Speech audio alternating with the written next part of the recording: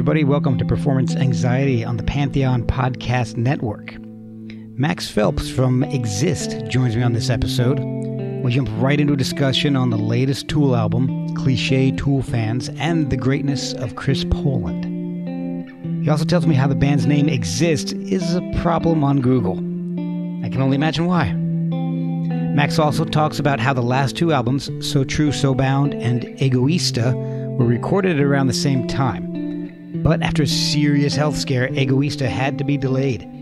So give Egoiista a follow on Instagram at Egoist_band_official. Follow us at Performance ANX. And if you like what you're hearing, consider buying us a cup of coffee at coffee.com/performanceanxiety. That's ko-fi.com. There's no commitment, and it helps keep the show going. It's been a long pandemic, so there's no puns today. Here's Max Phelps of Egoiista on Performance Anxiety. How's it going, guys? This is Max Phelps from the band Egoiista. We just put out our new album, which is called Egoiista, so you can find that online, find it on Spotify, find it on your social media. Egoiista, we're facebook.com/Egoiista and some other Instagram stuff too. And you are listening to Performance Anxiety. And also, I'm scripted to tell you that I have performance anxiety. Well, first of all, I would thank you for coming on, man. This is awesome. Oh, thanks for having me, man. Oh, of course, of course. I've listened to the album, the new album. I've really enjoyed it, and I went back and started to listen to the older stuff. So I'm really impressed by everything. The entire catalog is just fantastic. Oh, thanks, man. Oh, of course. And the harder genres like this, I go about as devs. I like Strapping Young Lad, but I don't have a huge, vast knowledge of the genre. So please excuse any ignorance of mine if I ask you stupid questions about it. So it's all good, dude. Yeah. But even though I don't know a whole lot of it, I like what I've heard from you guys. Prosthetic has been sending me some pretty awesome people. So I'm really thrilled. Four-Stroke Baron was on, Varaha. So really enjoying a lot of your label mates. So killer. Let's keep it up. They're sending me great people. They're signing some fantastic bands like you guys. So you're from Baltimore, is that right? Yes. Yeah. Is that where the band is based? Sort of, yeah. The bass player, Alex, and I are both here. He grew up in Germantown. I grew up in Frederick, and our other guitarist still lives in Frederick. And, yeah, and then our drummer lives in Atlanta, but he's newer to the band, yeah. So okay, I'm not too far from you guys. I live in Winchester. Okay, cool. So awesome. Yeah, so I'm an hour from Frederick. You go to Frederick to go to the Voltaggio's restaurants every once in a while. You know, I've never actually been there. Oh man. Yeah, I know, and I know it's like world famous. No, I'll have to. I don't know. Maybe when the pandemic ends. If it's still open at that point. Yeah. But it's delicious. I recommend it. So how did you get into music in the first place? How old were you when you started really paying attention to music? So I would probably say it started when I started playing guitar at the age of 13. Okay. I did take piano lessons before that in like 4th grade, but it was like I did it for probably about 2 years, but it wasn't something I took that seriously. Okay. I enjoyed it, but it wasn't.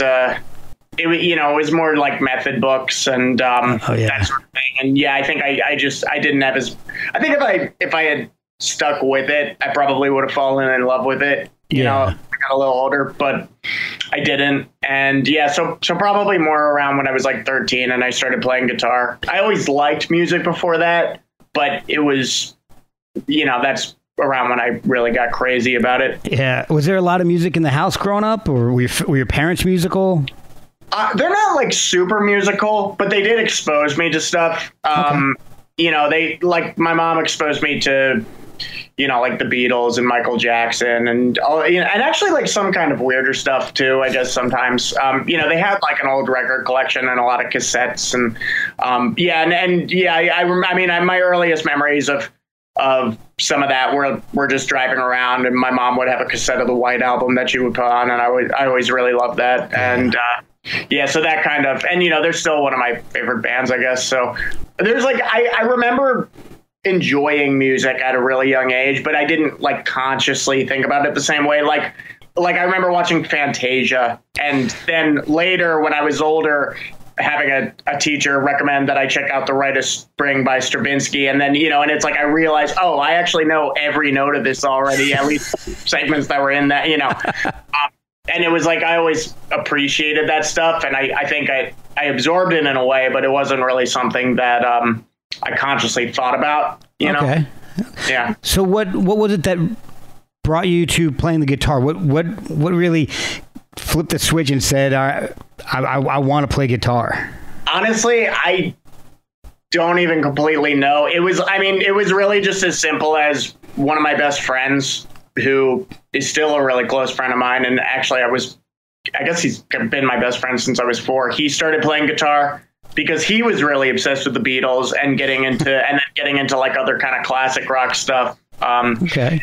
And he was taking lessons, and I don't even know why. Like, I think it was just one of those, oh, well, Dan's doing it, I'll do it, and so I started taking lessons with the same teacher that he was taking lessons with, who was a great teacher, as far as like, he was really somebody that was, I think, important to my development as a person in high school, and sort of like the first, like, I guess, I didn't really like sports that much. I didn't really like organized activities. I think I didn't really like anything where I had to, at that age where I felt like I had to kind of compare myself to other people. And something that I liked about guitar was just that I kind of just did it in my bedroom, and, and I would jam with my buddy and a few other friends eventually. But it was like, it was something that I kind of just, I didn't really have any plan for it. I didn't have any sort of like, I didn't have any ambitions with it. It was just something that I kind of did. And eventually it replaced video games, Yeah. What was the first metal album that really took you from the Beatles to, the heavier side of the spectrum, the stuff that you guys actually play now? So, well, I guess a little before I started playing guitar, I heard like bands that everybody was kind of into at the time. So it would have been, I mean, like for heavy stuff, I'm of the generation where what is called like new metal would have been emerging. So, I think I heard like Korn and Slipknot before anything else, and honestly, the first thing that, even though it's not like metal, I remember being in, I think, 6th grade when the Marshall Mathers LP came out. Oh, and that was like, every kid had that, and I mean, that's heavy in a way. It's a different sort of thing. Yeah. But, it's like angry music. That exactly. Sort of, I did, and so, there was stuff like that. And then when I really started playing music and playing guitar, I think the first band that I really got obsessive about was Tool. Oh, yeah. Okay. I was a huge Tool fan. Okay, so that brings up the question. What do you think about the new album, Fear Inoculum? I love it. Really? Yeah. No, I think it's amazing. Wow. It actually, and maybe some people don't feel that way. You're not a fan? I listened to it when it was, when it first came out of streaming. I still haven't even bought it. Yeah. But to me, it just sounds a lot like Lateralis and 10,000 Days. It's just to me, it's a continuation of the same, the triplets, the hammer-ons, everything. It just sounds, to me, it sounds like if you take those albums and took Danny Carey's drums and made them a little more 1980s sounding. I think so, but I could see that. Well, okay, so here's the question. Were you a big fan of those albums before that? I liked them. I liked Lateralis, and then 10,000 Days was a little, I don't know, I started to I kind of felt like 10,000 Days sounded a little too much like Lateralis. Like, all right, I could agree with that. We're doing the same thing here. I wasn't as impressed with 10,000 Days as like Lateralis and Anima before that. I was like obsessed about, when I was. Yeah, Anima, I listened to that constantly. Yeah. But I mean, maybe honestly, in a way, what I liked about the new one was, though, that it did feel like a continuation of those, even though so much time has gone by. Yeah. But it didn't feel like, to me, like forced, if that makes at least I didn't think, they've got their vocabulary and they kind of work within this really close threshold. And I think there's a lot of people that maybe the band didn't click with as much, on that really, because, the cliche Tool fan is like kind of a joke because, it's considered to be like really pretentious. But I think maybe there's like more casual listeners who kind of didn't experience that level of obsession. Yeah. Who maybe hear it and they're just kind of like, well, I don't see what the big deal is, because it's like on paper you could be like, okay, well, this is kind of simple music in some ways, and there's a lot of minimalism and there's a lot of, but I don't know, to me, like the way they sort of implement those devices and the way that, and I think one thing, like, because Matt, the other Exist guitarist, he's the same way, like he's a Tool fanatic, and I think one thing that we both kind of like about it is just that it feels like a lot of music now, there's not as much patience in the music, if that makes sense. I think I know what you're saying. And Tool is like a band that is really unafraid to kind of take these minimalistic ideas and then just develop, one device at a time. And it's, I don't know, to me, it keeps me really engaged, So when I heard Fear Inoculum, I was kind of like, I didn't want to read anything that people were saying. And I didn't want to, and I don't think I listened to the first, they released the first track first, but like I avoided that because I'm like, okay, well, I'll just wait till hear the whole album. And I did the same thing. Yeah, I was really impressed. I think it's, I can see why people would be ripping on it, but I'd almost be surprised if like the really hardcore Tool fans are disappointed in a way, just because, maybe it's a sentiment thing, but yeah. See, I think for me, it was, I was in college when Undertow came out. Yeah. So I got that as soon as it came out. A friend of mine suggested it, like, hey, you got to check out this band Tool. I said, all right, cool. And I got it and I loved it. So I went back and I got the EP, what the hell, the Opiate EP. And one of the really cool things was when I got the Opiate EP, it had in the liner notes, it said, hey, check out, we've got some more stuff, right to this, because this was like 92 or 3 or something like that. Yeah, 92, I think. So I was like, all right, so like check out, write for a catalog of our stuff. So back in the days, I wrote them a letter and sent them like the $1 or whatever it was for their catalog, and they sent it to me and get a cassette of our demos for $7. I was like, yeah, sure, I'll do that. So I sent them a check for $7. They sent me a cassette, which I still have it in the back. It's sitting there. I can see it from here. It's about 10 feet behind me with all the original demos from before Opiate. So, I don't think I've heard any of that. Oh, it's been bootlegged a lot, but it's that cassette with the phallic Tool with the wrench. I know that logo. I didn't even know that was that far back. That's pretty cool. Yeah, it's the cassette title is like I don't know. It's like 5. It's like 1, 2, 7, 3, 6. I don't know. It's just numbers. I used to know what they actually meant, but I'm so far removed from it at this point because I don't play the cassette anymore. I used to pop that in my car and listen to it. Now it's worth like $1,000 or something. I'm just like, I'm gonna put that thing under lock and key.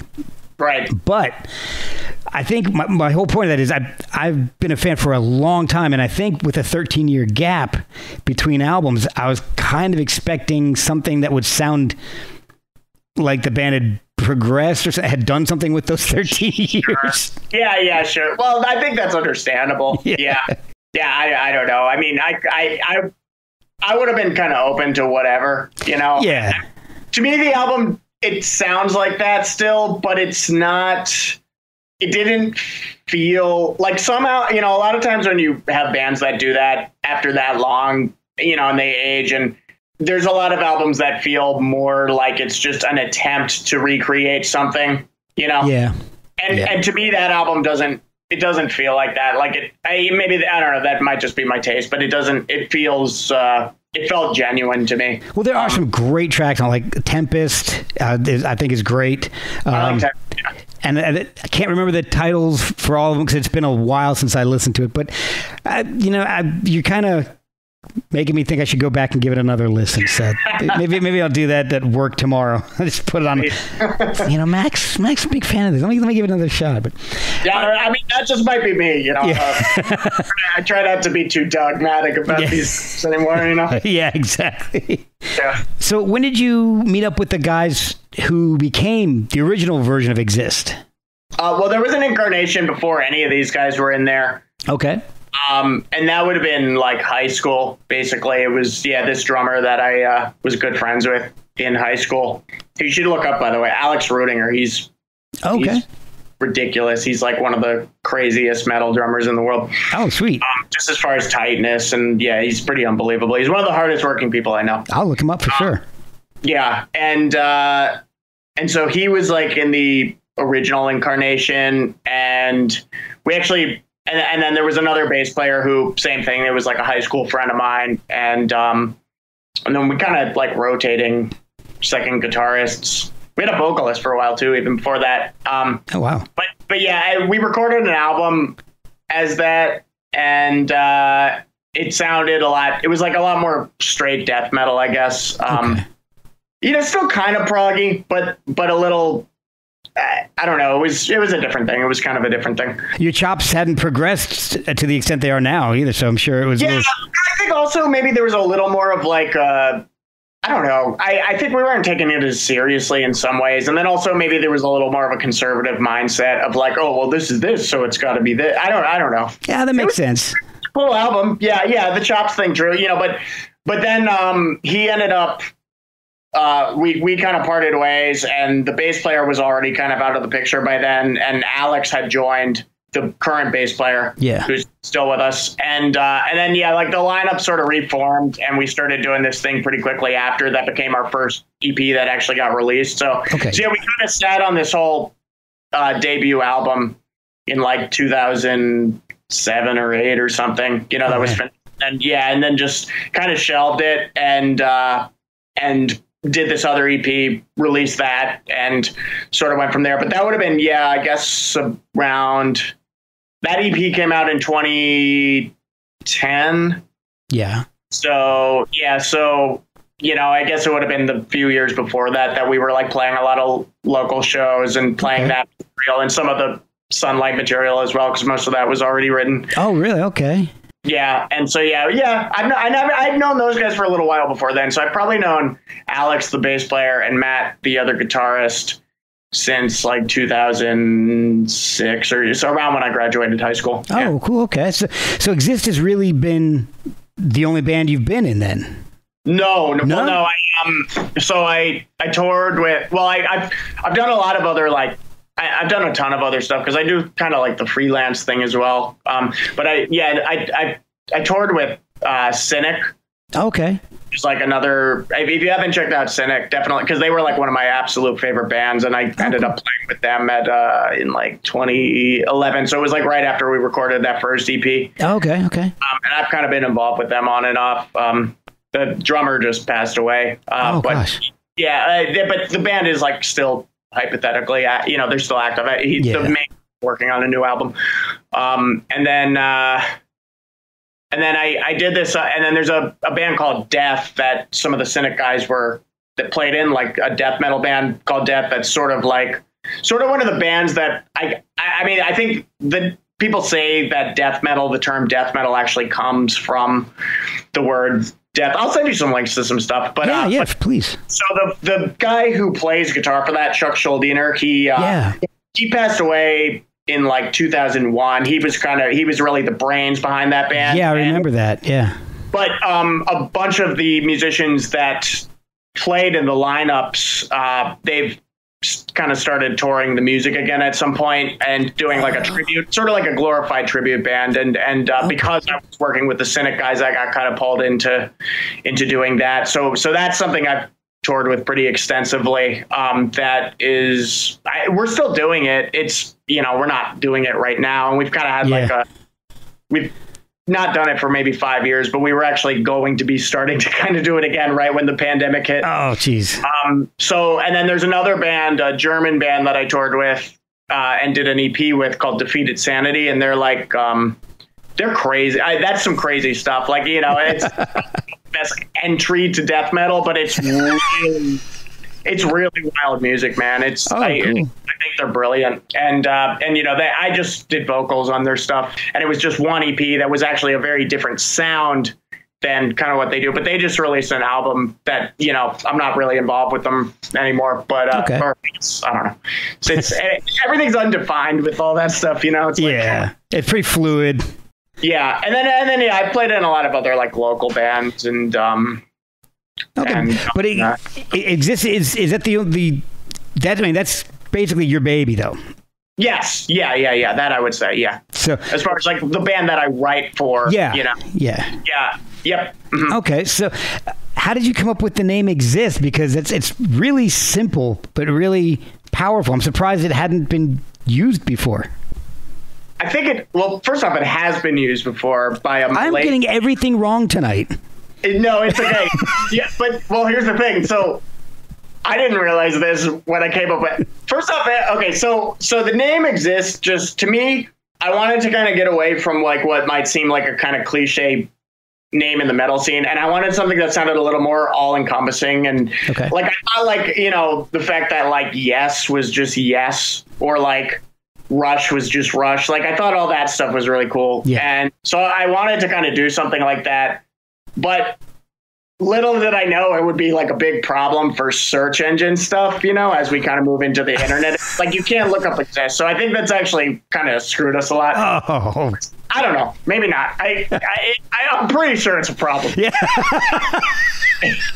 That was like 10 years ago. I wasn't really thinking like that. I just thought it sounded cool, but I probably wouldn't call that now. I'm working on another band that I put out an EP with called Wait, with a good friend of mine who's here in Baltimore also. Okay. And he named the band Wait, and I'm trying to tell him like, don't do that. Yeah. But it's too late. So, learn from me. Yeah. But yeah, I don't know. It just kind of seemed like, the lyrics were kind of this existential questioning kind of stuff, which, maybe is now like a little cliche in this subgenre. And, a bunch of the bands that I liked were kind of writing stuff like that. But it just seemed like a fitting name that kind of had a cool element of mystery, I guess, That makes sense. And I think it's great. I love the band logo, the artwork that you guys have done. The previous album has a very Roger Dean look to the artwork. I thought it's fantastic. Roger D. I'm sorry. From Yes, the guy who did all the Yes covers. The guy who did the covers. Okay. Yeah. Okay. Yeah, I could see that though. Yeah, I could definitely see that. So that was just basically, it's this guy Sebastian Jerk in Germany. Okay. And yeah, we kind of stumbled upon his stuff before we were working, I guess around when we were working on So True So Bound, and just thought it was really cool. And he's been awesome to work with because he's very, like, a lot of artists I've worked with, and I understand this, but, they sort of just need to do all their commissions and get it done. And so it's like, you give him a concept and it's kind of like, okay, well, here's this guy goes hard. So we'll give him a concept and he really sort of bounces back and forth on what it is and maybe how he can contribute to that. And like, he likes to really get into, I don't know, what's going on lyrically with this album. And that's awesome. And he did the logo. So the logo, we sort of worked off of an old logo that somebody else did for us that was originally Matt, our other guitarist, design. And then we wanted to sort of touch it up. That was the Sunlight logo. Right.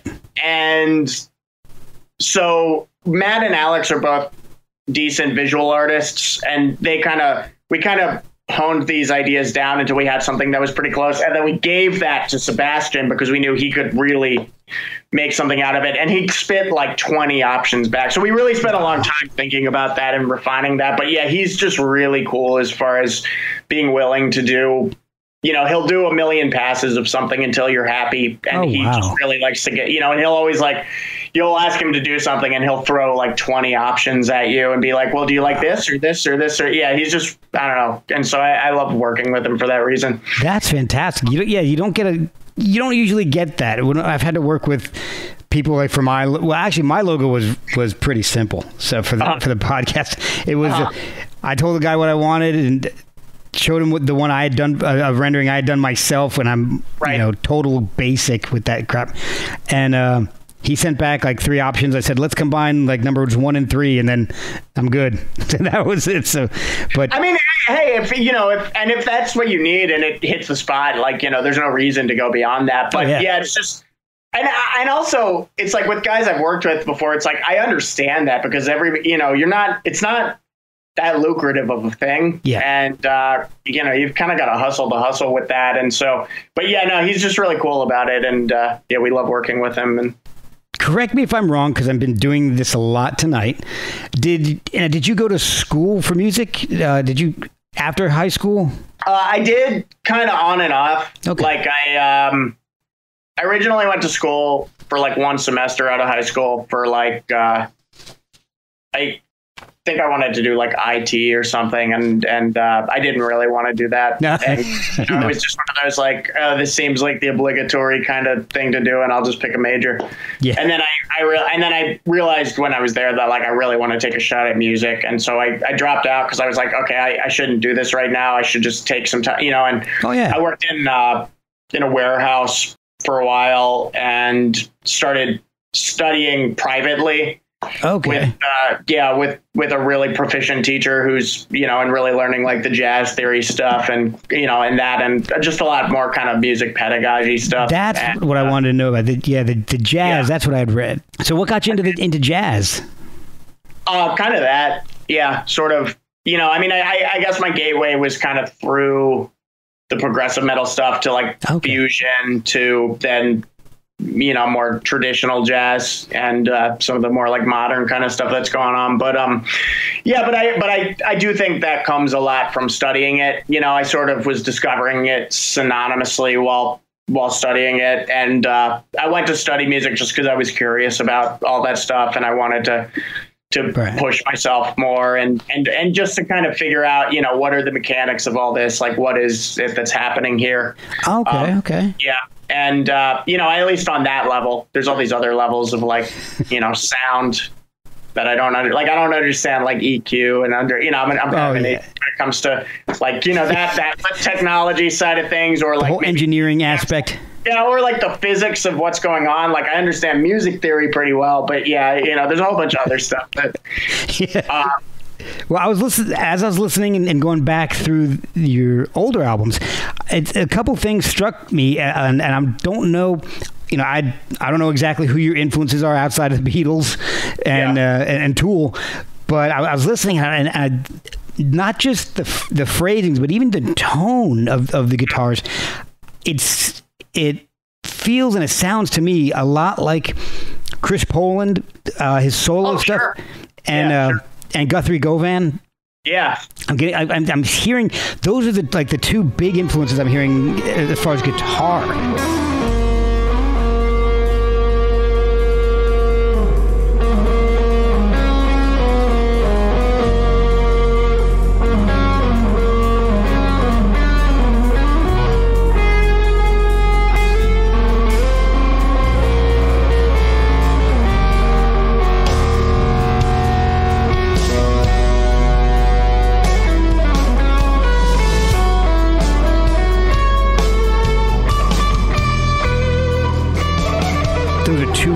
Heroes of mine that I'd love to get on the show at one point.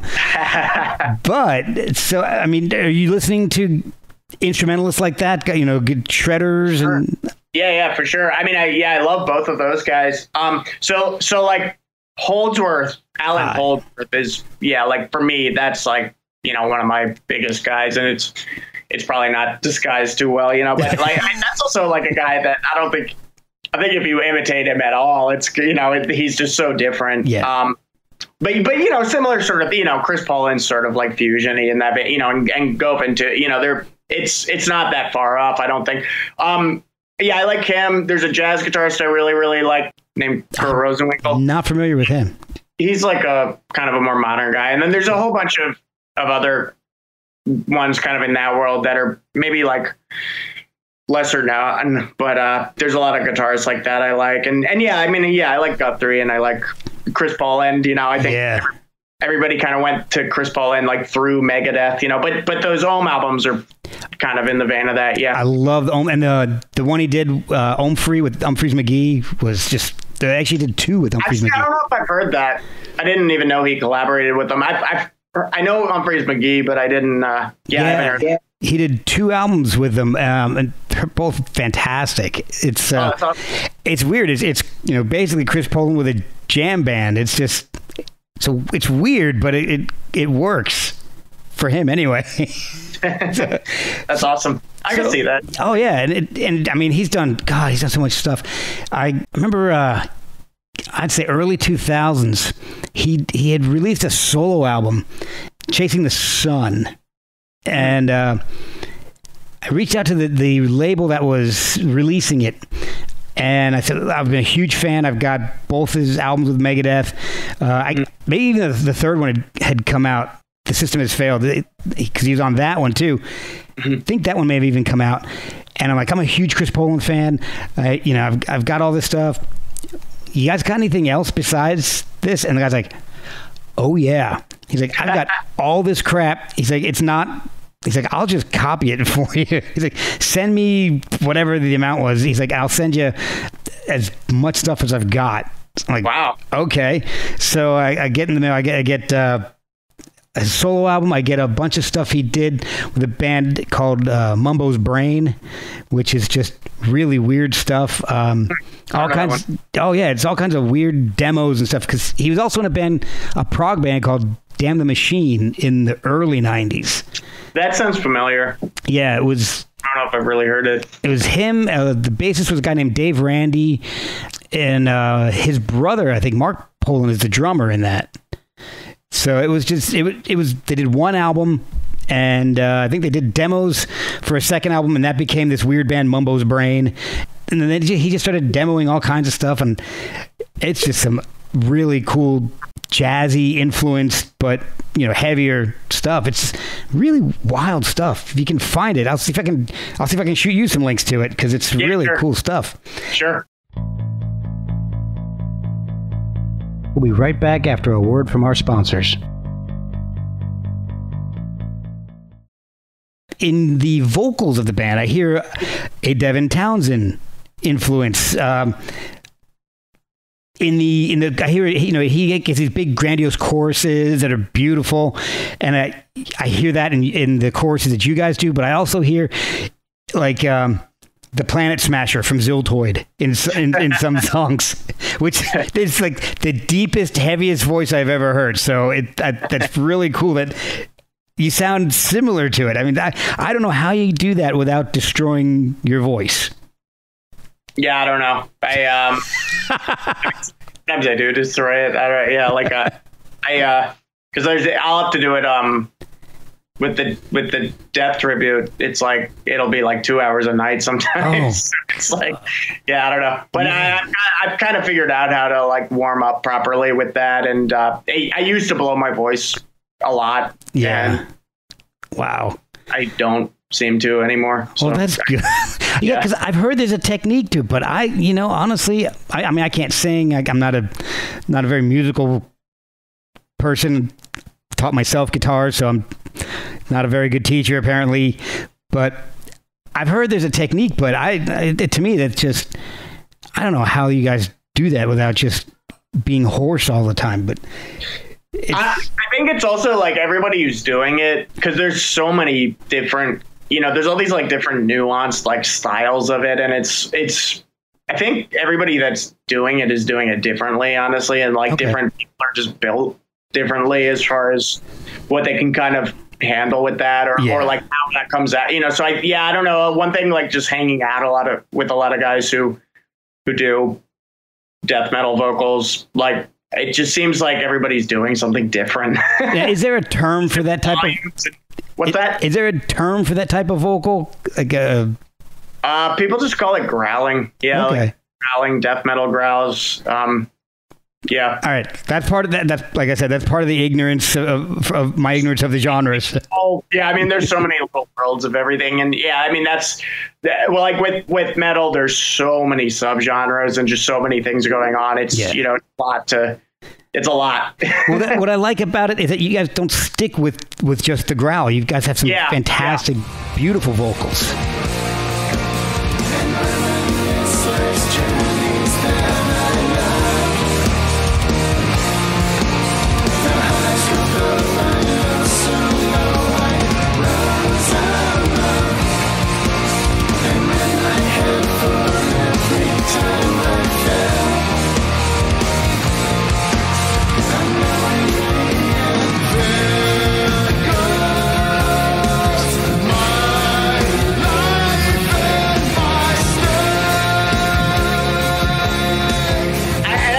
How like the music kind of comes out too, but honestly, there's bands that I like that only do that, like death metal bands, and I don't think they need anything else.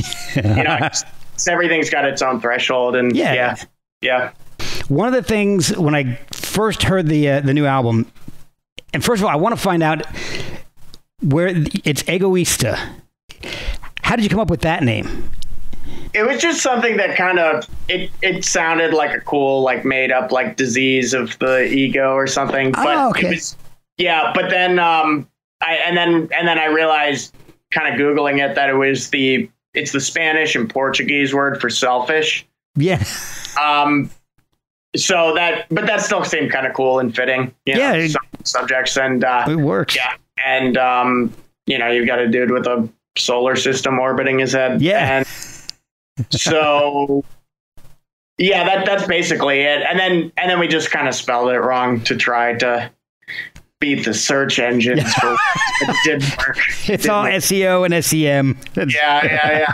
I mean, we can pretend it's like it's artistic, right? Yeah, exactly. That's so basically death metal has come down to search engine marketing. Well, I don't know. I don't think you should think too much like that. But I don't know. It's just trying to like differentiate it somehow. All right. So one of the first things that drew me into the album was you have a song titled "Infinite Monkey Theorem," and I love monkeys. So anything having to do with monkeys, he got me. He got my attention.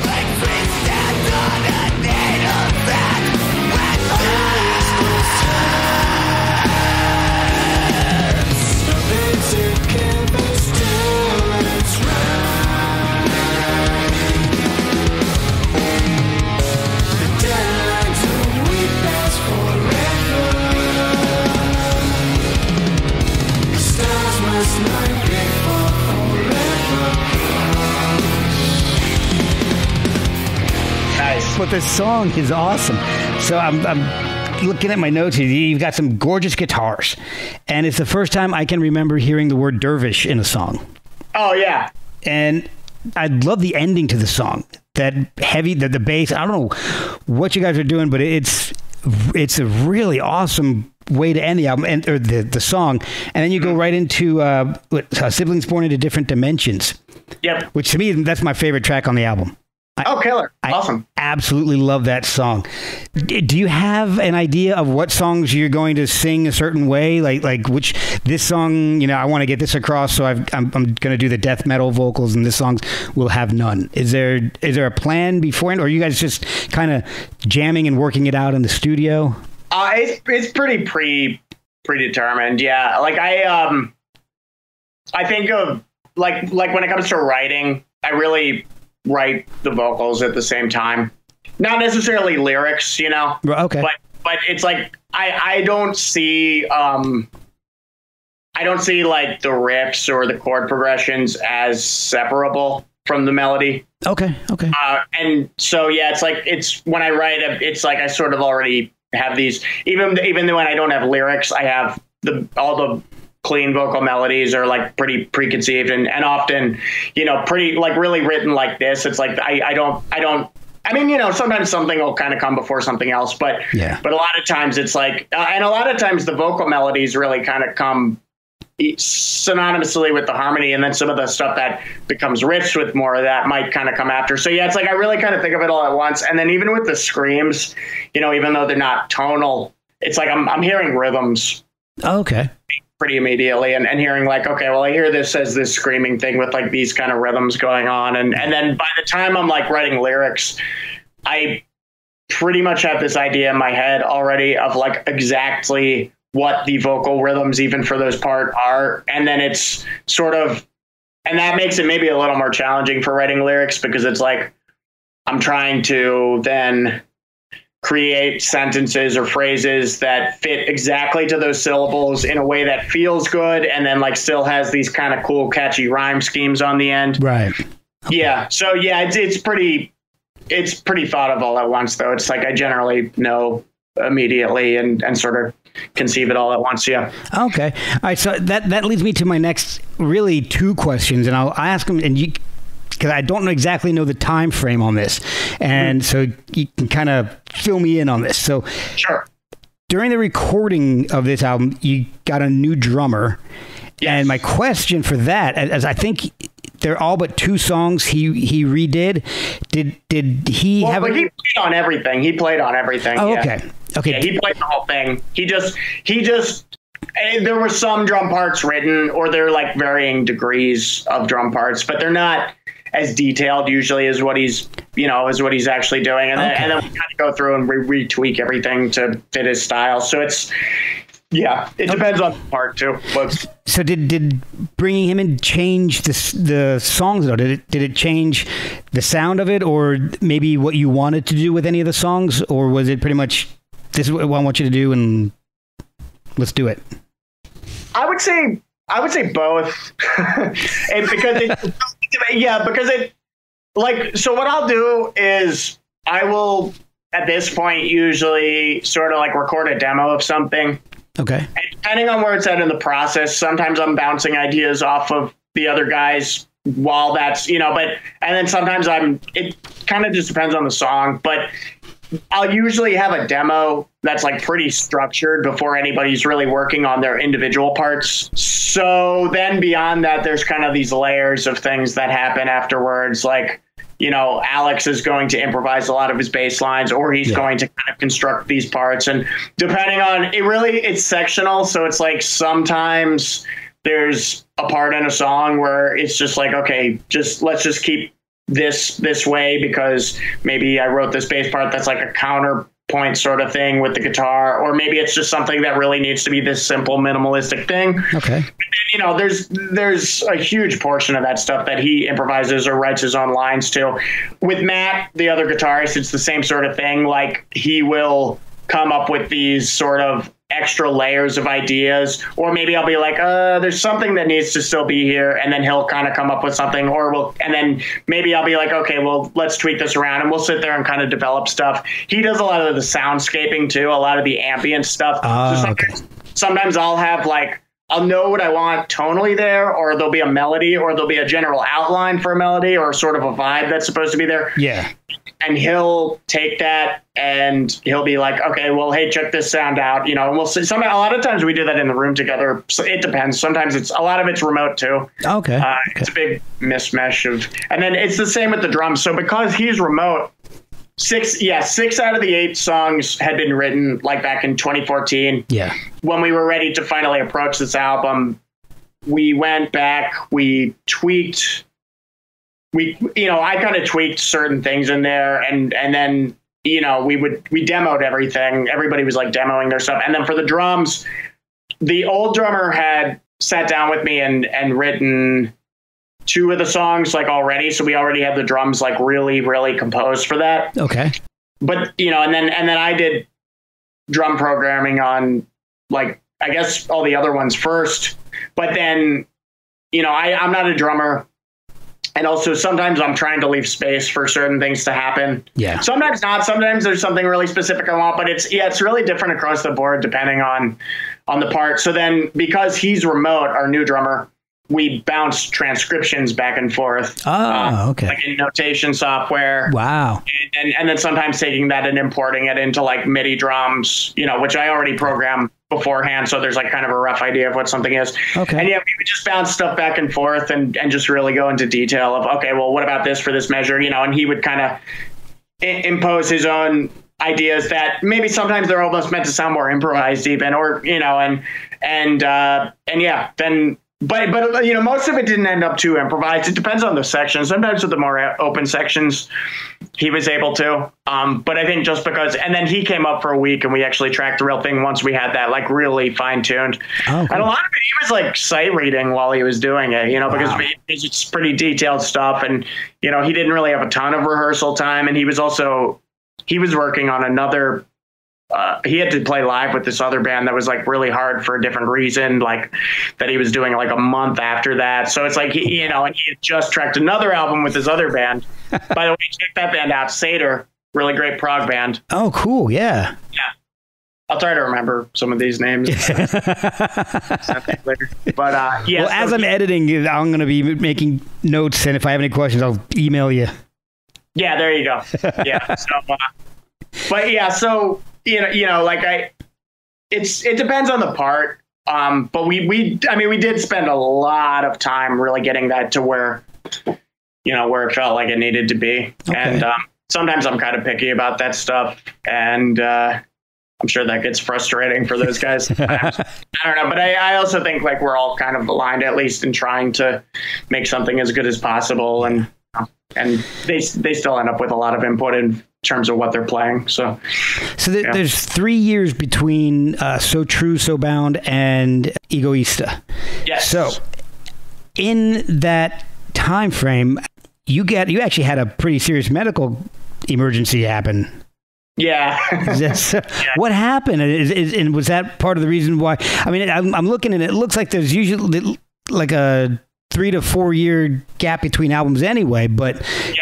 What was the issue if you're open to talking about it? And then did that or was that part of the reason why there's a 3 year gap between?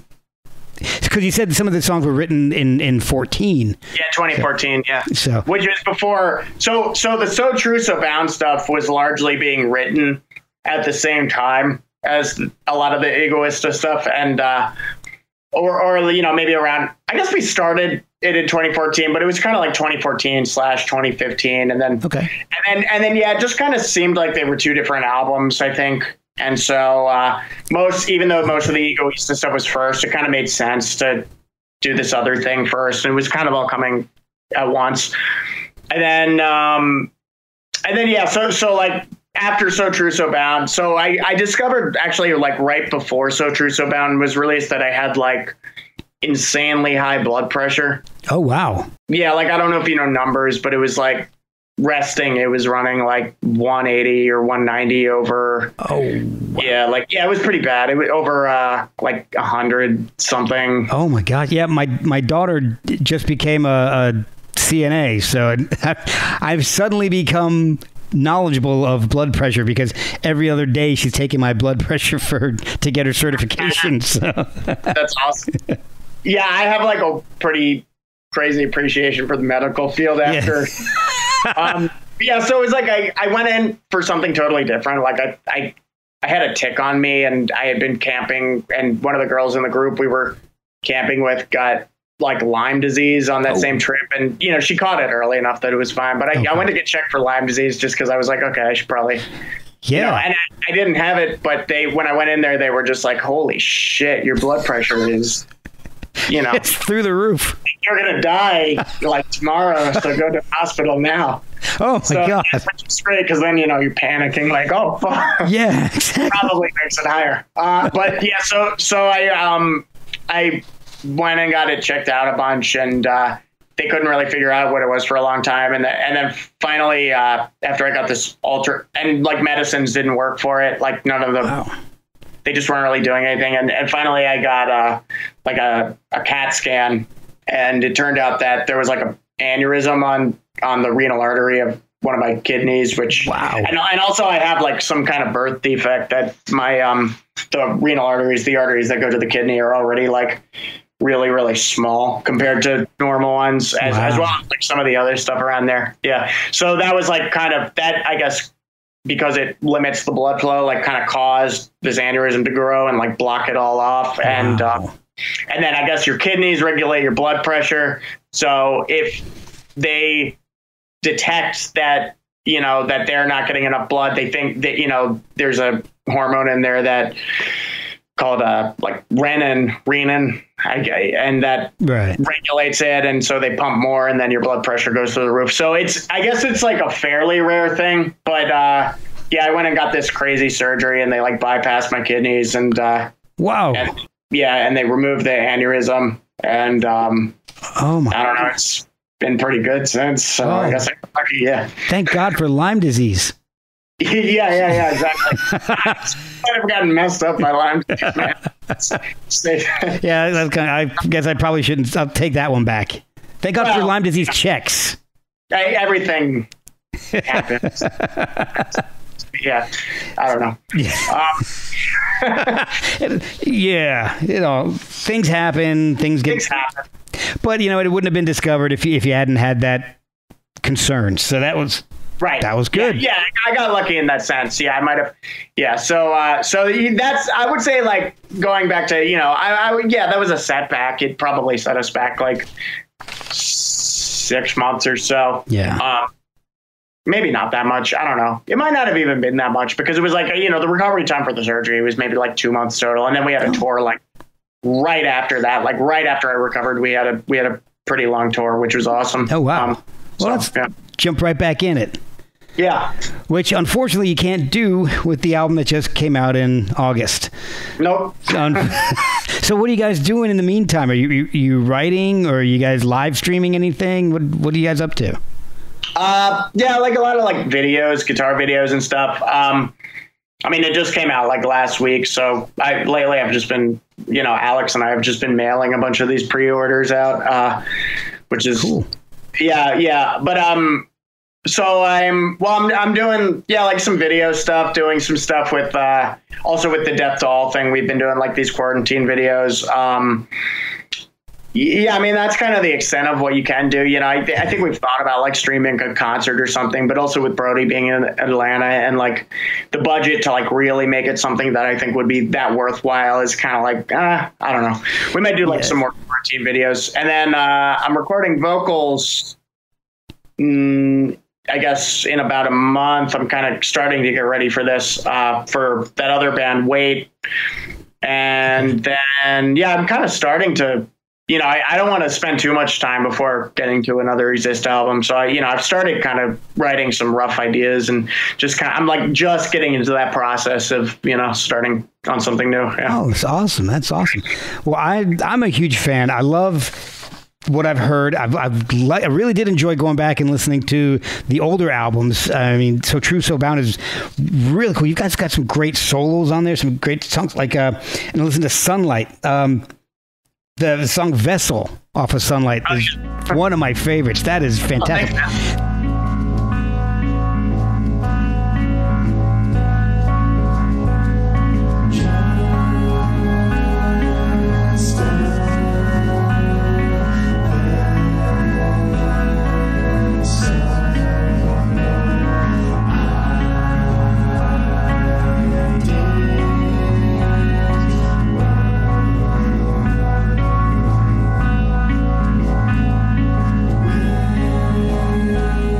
The fact that you guys can go do that and then do something like Writhe, and it's like two totally different ends of the spectrum. It's just, that's what I like in a band that's versatile. Not everything sounds. Yeah, sure. Yeah, not everything's the growl, not everything's the the clean vocals either. So right. I really love the versatility, and I think that's just really a testament to the talent of you guys. And thanks, man. Take My Picture. I wanted to throw out that the solos in that song are fantastic. Oh, thanks, man. And those are kind of what one of the songs that made me think of Guthrie and Chris Poland and all this.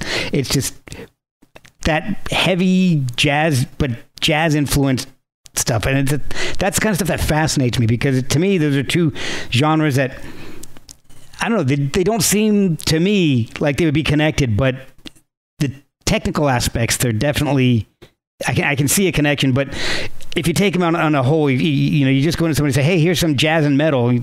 Like, my grandfather listened to old jazz. That's not what but that's what I think of when I think of jazz, like Duke Ellington and all. It's not necessarily John McLaughlin or something, So. Right. But I mean, it's the thing is, music is kind of just music. And I think, like, if you study it enough in some ways, like, and you kind of just, like, harmony's harmony. And there are different sort of things that we're used to hearing that are characteristic of different styles, but it's not, it's kind of all the same stuff in a certain way. I mean, not that all music's the same. I don't mean that, but it's like, there's a certain point where I think the language stuff kind of can go beyond, just like what we kind of typically think of styles. And it's like, okay, well, this rhythm or this kind of harmony is like typically used in this style, but it's there's still, everything's related, I think. I agree with that. And I like a band that can take something that's not typical of the genre they usually play and incorporate it into and make it something new. And I really like what you guys have been putting out, and the new album is fantastic. And you guys produced that yourselves, that and So True So Bound, right? You guys did the production on that on your own. We didn't. I mean, like the engineering for it depends what part, because we didn't mix or master them. Okay. We did most of the recording of like all the recording like of guitars and bass we did ourselves. The drums on this one, I have a friend that engineered them, and then the drummer that played on So True So Bound engineered those himself. But yeah, and then the vocals were engineered and produced by another friend of mine who's really good at that. Okay. So it's like, I kind of half and half, I guess. Yeah. Okay. Is it difficult to do that? I mean, to record and then say, no, I got to do another take, or God, this is fantastic. Is it difficult to edit yourself like that? Yeah, because we're all obsessive about the details. I mean, like in metal, it's become really mechanical in some ways. Like the bar, as far as, like the technical bar has gotten to this point where, there's a lot of people kind of doing like fake stuff, like, or recording at half speed. And then that becomes almost like the standard where everybody feels compelled to do that to that level. And we try not to do that exactly, just because I think we don't think it's necessary anymore. Okay. And maybe that's also just not even the kind of players that we are. But we like it to kind of breathe a little more. Like a lot of metal stuff now is like really quantized, or it's just super on the grid to the point where, it's almost, because the bar is a computer. Right. And so, we try not to do that. And we try to keep the performances pretty organic in that sense, but like we're still going, especially when when you have all the time in the world, and it's, you don't have all the time in the world, but you're not on the clock for the most part. Well, with drums we are, though. So I mean, I don't know. I think everybody's pretty picky about their playing, so we're trying to get the best stuff out of ourselves for sure. It's not like and that can keep going forever. Yeah. I know what you mean. So there's a lot of takes. And then there's, depending on what the part is, or, like with the vocals, we chopped them up a lot. I generally do sometimes like between 3 to maybe even 8 takes of something. And then we kind of go through, and sometimes you find one that's like, okay, well, this is really good. I layer a lot too, so that's another thing. So it's like you kind of get your lead take, and then you layer a shit ton of other stuff to that, and every part's like orchestrated a little differently as far as that goes. And it's a lot of time recording. How bad? Yeah. So do you guys find it difficult to, when you're layering that stuff, to play it live and have it sound good to you guys? I don't know. They're really two different things. Okay. I mean, I never feel like I'm like ready for a performance. It's Like it never, like by the time like a tour rolls around or whatever, I never feel like I'm like quite there. Yeah. Even when I rehearse the crap out of stuff. But yeah, I don't know. I mean, it's kind of a different thing. And the other thing is, all that music is so layered, but I kind of like the idea of, because a lot of bands are playing to backing tracks now. Yeah. And we haven't done that yet. We've been, we play as a 5-piece live and have keyboards that sometimes it's covering keyboard parts, but sometimes the keyboards are even playing these layered guitar parts or these kind of ambient guitar parts. Okay. And that cuts a little better than I think 3 guitars might at times. I think 3 guitars gets a little tricky with engineering. There's plenty of bands that do it. And, yeah. But yeah, so I don't think we think that the music has to be like super literal all the time. Because there's this mentality in metal that's like very conservative in terms of like, this is the recording, and now you're trying to emulate your recording exactly live. Yeah. And to me, it's like, sometimes there's times you want that, but sometimes there's also places where it's like, okay, this is harmony and melody, or riff and melody, however you want to look at that. Mm-hmm. And maybe this can be interpreted a little bit different. And as long as we have all the key components to something, there's room for that to change a little and create a cool live experience, Yeah, yeah. So yeah, it's a different thing. It's a different animal. Well, yeah. I've always liked bands that when they play live, it sounds a little bit different than the album. Because if I wanted to hear the album exactly like the album, I'd just put on the album.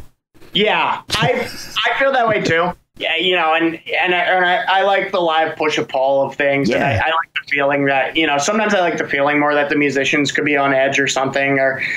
So like there's a little bit of improv that happens every night as well. Some of the songs just we straight improv, and sometimes we have these sections. For a while we were, if the set's long enough, we'll do like, a lot of bands kind of will play segues between stuff, and we improvise segues, so we'll do like ambient stuff with our instruments kind of when there's downtime between the songs. Sometimes we'll like maybe 2 of the guys will just create this ambience, and there might just be this little minute of improvisation that's just textural sounds and stuff like that's awesome. That reminded me, because the song Last Flight Looming, I love that. That is, your description you just gave me kind of reminded me of that song, and that is like the creepiest song on the album. It sounds like a sci-fi horror soundtrack. It's awesome.